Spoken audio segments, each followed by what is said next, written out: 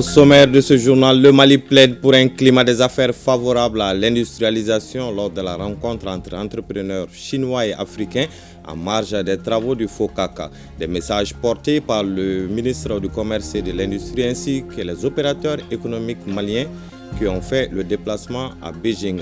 Le reportage de nos envoyés spéciaux à Beijing à suivre.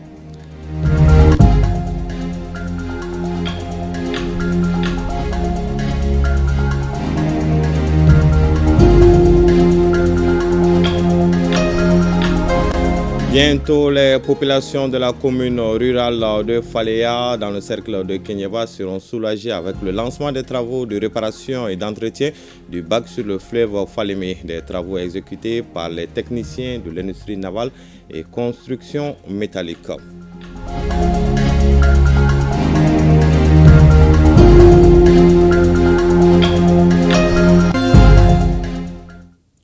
Voilà pour les titres. Mesdames et messieurs, bonjour et bienvenue dans ce journal. Tout d'abord, cette nouvelle. Le président de la transition, le colonel Assimi Goïta, a regagné Bamako ce samedi 7 septembre 2024 dans la soirée en provenance de la Chine où il a pris part au 9e forum de coopération sino-africaine FOCACA. Le chef de l'État a été accueilli à sa descente d'avion par le Premier ministre, chef du gouvernement, Dr Choguel Kokala-Maïga, le président du Conseil national de transition, le colonel Malik Diaw, des membres du gouvernement et plusieurs autres personnalités. Au cours de son séjour en Chine, le président Assimi Goïta a visité des entreprises chinoises, participé à des panels de haut niveau sur la paix et la sécurité et rencontré ses compatriotes. Voilà le retour du président en image. Justement en Chine, entrepreneurs chinois et africains se sont rencontrés en marge des travaux du FOCACA. Le Mali a plaidé pour un climat des affaires favorable à l'industrialisation. Des messages portés par le ministre de l'Industrie et du Commerce ainsi que les opérateurs économiques maliens qui ont fait le déplacement de Beijing. Le point avec nos envoyés spéciaux, Nyanya Aliou Traoré et Sidiki Balou. Ce vendredi 6 septembre était consacré à la 8e conférence des entrepreneurs chinois et africains. Elle est mise sous le signe du renforcement de la confiance et de la détermination du milieu d'affaires chinois et africain à s'unir davantage pour réussir le pari du partenariat gagnant-gagnant. 4 chefs d'État africains étaient à la tribune pour saluer l'excellence des rapports de coopération sino-africaine. De leur intervention, on retient l'insistance de faire de l'industrialisation et de la digitalisation une priorité sur le continent. Le Mali était représenté par le ministre du Commerce et de l'Industrie. Développer l'industrie n'est pas une urgence, c'est une exigence. C'est par l'industrie que nous allons nous développer. C'est par l'industrie que nous allons créer des emplois. C'est par l'industrie que nous allons créer de la recherche. C'est par l'industrie que nous allons transformer les immenses produits agricoles que nous avons dans sa dimension minière, dans sa dimension artisanale. C'est de tout cela qu'il s'agit. Nous avons une vision globale de l'industrialisation de notre pays de façon à créer de la valeur, de façon à ce que nous puissions développer notre pays par nos ressources propres. Et c'est ce développement endogène-là qui est le cœur de métier de l'activité économique au niveau du ministère de l'Industrie et du Commerce. Et c'est cela que nous avons fait valoir pendant 4 jours depuis que nous sommes là. Favoriser la construction d'une communauté des destins Chine-Afrique, consolider les acquis en termes de dynamisation du climat des affaires entre les opérateurs chinois et africains, tels sont entre autres buts de la conférence. Durant l'année écoulée, les échanges entre l'Afrique et la Chine se sont chiffrés à 284 milliards de dollars. Les perspectives s'annoncent très bonnes pour les deux parties. C'est que la Chine et l'Afrique, c'est 2,4 milliards d'habitants. Donc c'est eux, c'est la Chine et l'Afrique qui vont être les consommateurs de demain. C'est la Chine et l'Afrique qui vont prendre l'économie du monde demain. Donc nous, on est là aujourd'hui pour anticiper sur cette nouvelle donne qui fait que c'est les Chinois et les Africains qui doivent ensemble diriger l'économie du monde demain. On est en échange, en tout cas très dense, avec les partenaires privés chinois, et surtout dans l'industrie. Et ça, c'est un domaine dont on a vraiment besoin dans notre pays aujourd'hui parce que ça va nous permettre de créer des richesses, alors de diminuer tout ce qui est en tout cas produit d'importation pour les consommations de la population. Le ministre Diallo ajoutera à cet effet que ce forum est la douce promesse que les fruits tiendront la promesse des fleurs. Fondamentalement, nous avons expliqué au cours de ce forum la vision économique de notre pays qui est fondée sur le développement endogène. Autrement, la capacité du Mali à s'approprier de son développement, à sa capacité à produire ses biens de consommation, ses biens d'équipement, ses biens de service, notre capacité à réaliser les infrastructures pour notre développement, notre capacité à nous approprier des ressources minières dont dispose notre pays. Tout cela pour le bien-être des populations. Signalons que le ministre de l'Industrie a par ailleurs eu des séances d'échange avec des sociétés chinoises évoluant dans le secteur du développement de la chaîne de valeur lors de son séjour à Beijing. Le district de Bamako a désormais un bureau régional de la jeunesse. Les membres de ce tout premier bureau ont rencontré le gouverneur du district pour présenter le bureau et prendre des conseils. Pour plus de précisions, écoutons Ali Kouma plutôt, président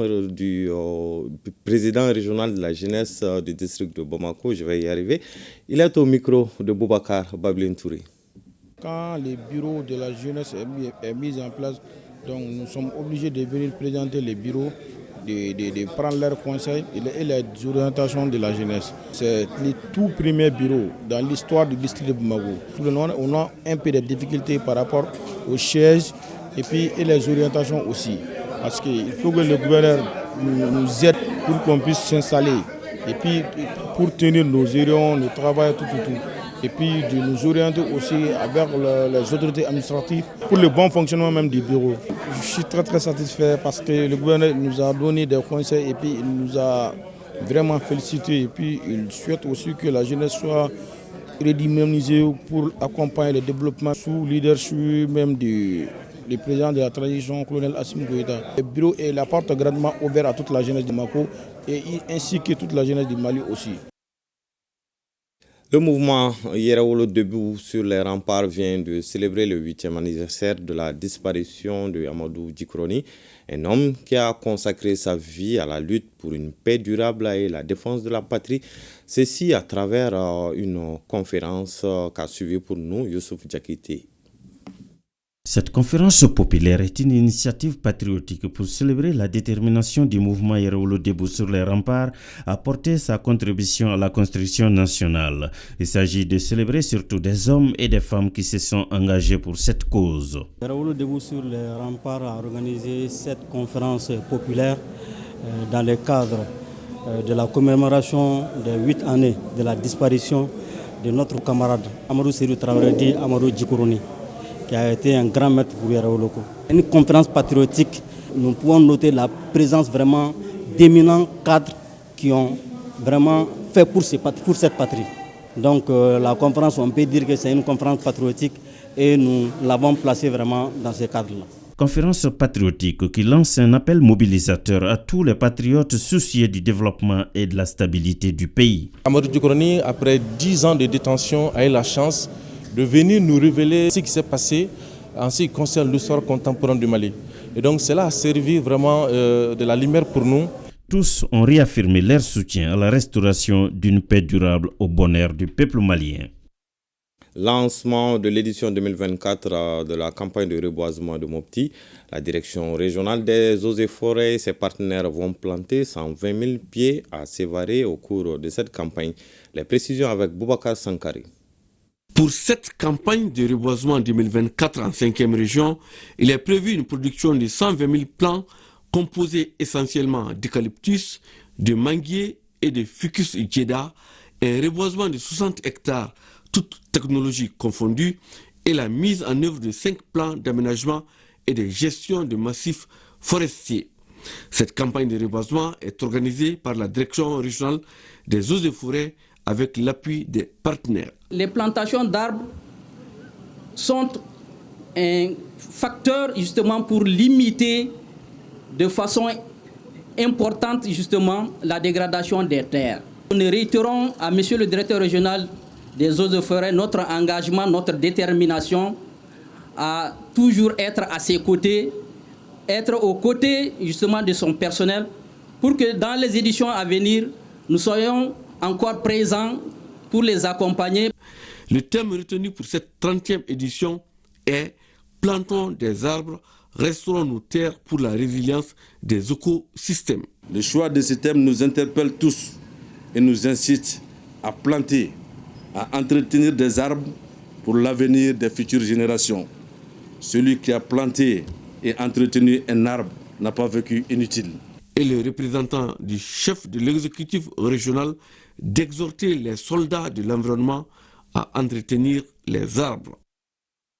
Direction Nara pour parler du lancement des activités de l'opération Mon quartier propre, une initiative du ministère de la Jeunesse et des Sports chargée de l'instruction civique et de la construction citoyenne. Pendant un mois, les jeunes de Nara vont s'atteler à l'assainissement de leur cadre de vie dans une saine concurrence. De Nara, le reportage de Idrissa Keita.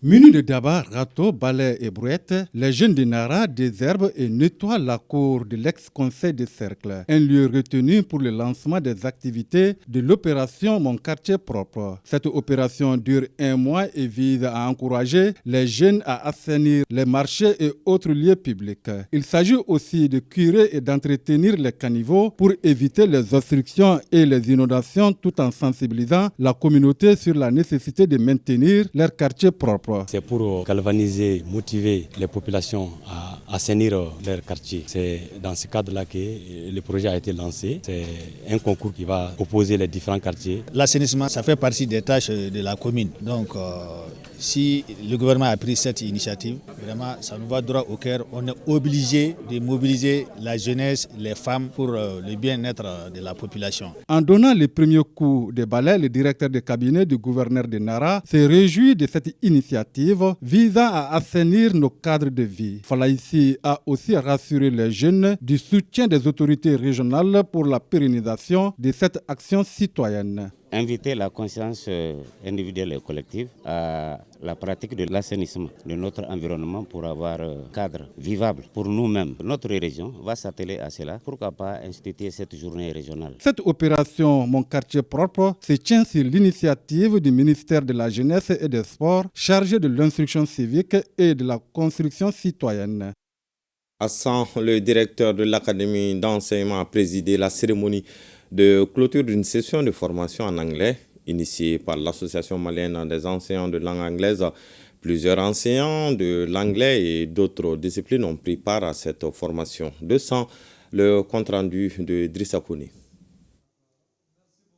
Au sortir de ces 3 jours de formation initiée par l'Association malienne des enseignants de la langue anglaise de San, la satisfaction est totale. Venus des lycées publics et privés de l'Académie d'enseignement de San, les participants ont pris langue avec des formateurs sur 3 modules de pratique de classe. Comment préparer une leçon intelligente, comment intégrer la phonétique dans l'enseignement de la langue anglaise, comment gérer une classe pléthorique. Parce que beaucoup d'entre nous, nous évoluons dans des classes pléthoriques et il devient très difficile pour nous, n'est-ce pas, de gérer ces classes. Donc j'ai appris vraiment comment maintenir une classe pléthore. Ils ont parlé aussi de SMART, c'est-à-dire l'enseignement intelligent avec l'Internet aujourd'hui. Donc j'ai appris tout ça pendant cet atelier de formation.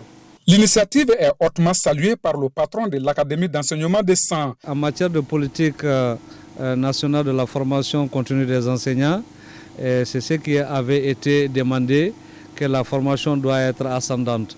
C'est-à-dire que les enseignants eux-mêmes doivent exprimer leurs besoins, ensemble trouver des voies et moyens pour changer leur pratique de classe. Il faut signaler que l'objectif de l'association est d'offrir des espaces pédagogiques aux enseignants pour qu'ils puissent se rencontrer et échanger sur les différents problèmes qu'ils rencontrent au quotidien. Mise en route de 15 boursiers de l'université Ahmed Baba qui doivent partir à Tilaberi en Russie. La cérémonie de mise en route a servi de cadre par les responsables de l'université et les parents pour prodiguer des conseils à ces boursiers. L'octroi de ces bourses illustre l'excellence des relations entre le Mali et la Russie. Kassim Diallo et Abou Kone pour le compte-rendu. Contribuer à la formation des soldats du développement et de défense de la patrie, c'est l'ambition des responsables de l'université Ahmed Baba. Que 15 boursiers s'envolent pour la République fédérale de Russie. Notre objectif, ce n'est pas d'amasser de l'argent. Notre première satisfaction, c'est de voir le pays doté de compétences diverses et variées capable de relever les défis auxquels le pays est confronté. Vu que je suis dans le domaine du génie civil, je compte continuer dans le domaine de la géotechnique précisément.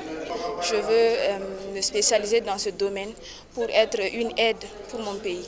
Le consul de la Russie a rassuré les étudiants et les parents des meilleures qualités du système de formation.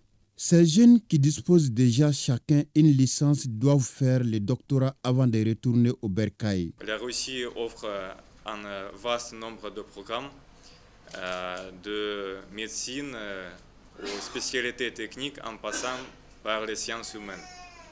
Donc ça va être une occasion de recevoir une formation de haute qualité dans une ville qui est très bien sécurisée. Avec la nouvelle technologie, aujourd'hui on a l'œil sur eux, il ne faut pas qu'ils pensent qu'on ne les voit pas. Donc on va les surveiller à distance et de s'adapter et de nous revenir sains et saufs. Les conseils prodigués sont accompagnés de bénédictions dans le seul but d'exhorter ces jeunes à honorer le Mali en contribuant au raffermissement des liens de coopération entre les deux pays. Le comité régional de coordination et de suivi des actions de développement de la région de Taoudéni a tenu sa deuxième session ordinaire. Les membres du comité ont évalué les investissements effectués et dégageront des recommandations pour une meilleure orientation des fonds. Le reportage de Chirfi Moulay Aïdara.